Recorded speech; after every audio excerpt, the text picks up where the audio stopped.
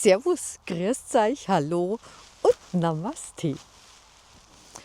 Die Christbaumkugel, einen Christbaum haben wir ja schon gesehen. Die Christbaumkugel, da gehen wir obi in die tiefe Hocke. Die Füße lassen wir aber ziemlich nah beieinander. Unsere kleinen Kinder, die kennen das noch. Da bin ich gespannt, was daheim passiert mit euren kleinen Kindern, wenn die das nachmachen. Ihr dürft mir gerne Videos schicken, gell? Nicht vergessen. An Arsch obi.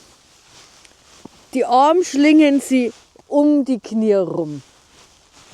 An Kopf senkt man.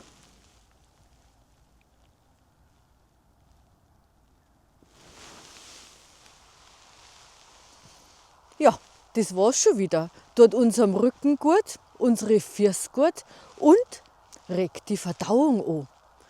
Servus, pfiat euch und Namaste.